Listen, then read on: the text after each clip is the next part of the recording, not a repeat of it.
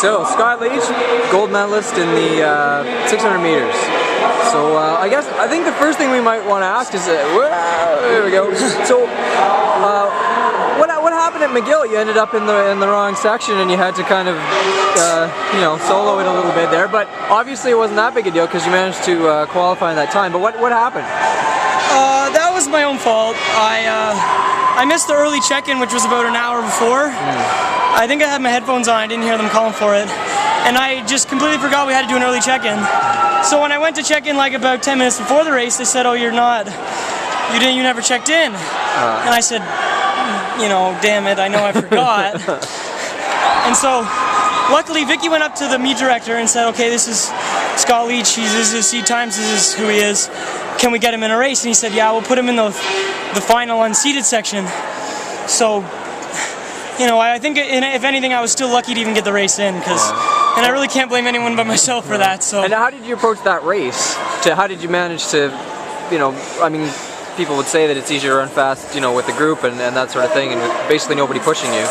Well, at the meet overall, I went in knowing that Jaden had come from Alberta, and he was a serious contender in the race, so I was really excited to race with him, and I think he was at least a little excited to race with me too, so we got a little excited for that, but then I ended up in the slow section, and obviously I was pretty upset with myself, but Guy, my coach, said, you know what, you were going to go out in the first section, you were going to try and lead it the whole way anyways, so just treat it like that.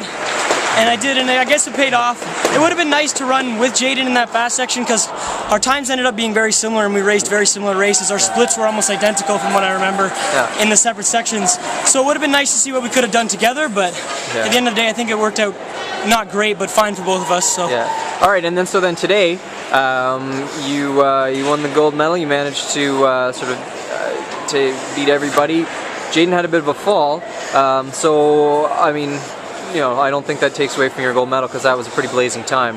But what do you think about that? Like, it kind of sucks that you didn't really get to go head to head as maybe as predicted.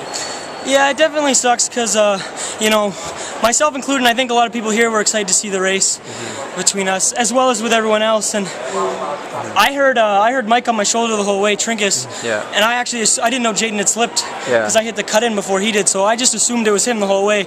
And I knew after the way he's run races in the past and the way he rocked both the K at McGill and the K last night, which he won, that, if you leave that guy too much room, he's going to eat you up on the last lap. That's the way he runs. So I had to try and go gun to tape the whole time, and I assumed that the guy on my shoulder was him, but it was Mike. So it worked out all right, but it's too bad for him because I think he's in shape to run a lot better than what he showed. Yeah. So, and what about you? What's next for you? I'm a 400-meter hurdler, so going back outdoors. I'm hoping to make the FISU team, but the standards in the past have been a little faster than what I was in shape for last year. But I don't think it's out of reach, but it's definitely going to be a tough summer ahead of me if I want to get on that team. I'll track hack there. Are you back for another CIS season next year? Yeah, I'll be back next year. All right. Well, hopefully we'll see you then. You can defend your title. Okay. Thank you.